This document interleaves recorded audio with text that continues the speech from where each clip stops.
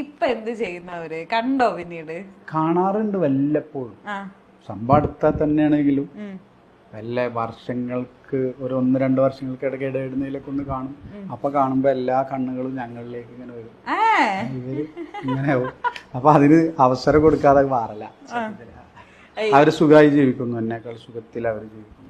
സുഖമായി ജീവിക്കട്ടെ, നന്നായിരിക്കട്ടെ എന്തായാലും. ഓക്കെ.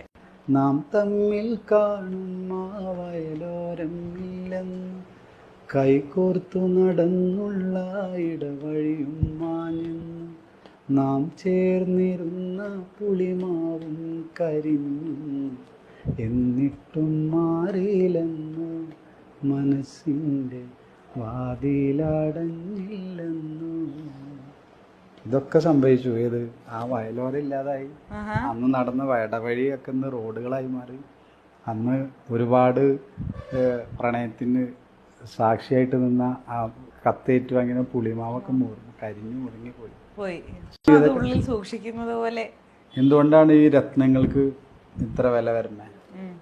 അപൂർവ വസ്തുക്കൾക്ക് എപ്പോഴും ഒരു മൂല്യം ഉണ്ടാവില്ല. അതുപോലെ ഒരു മൂല്യം അത് ഉണ്ടാവുമല്ലോ, അത് മരണം ഉണ്ടാവും. പക്ഷെ ഇപ്പോ എന്റെ പ്രണയമൊക്കെ എന്റെ മക്കളും എന്റെ ഭാര്യ അതന്നെ. എന്തായാലും ഇടയ്ക്ക് എപ്പോഴൊക്കെ നമ്മളെ മനസ്സിൽ ഇങ്ങനെ അത് എത്തും, എത്താതിരിക്കില്ല.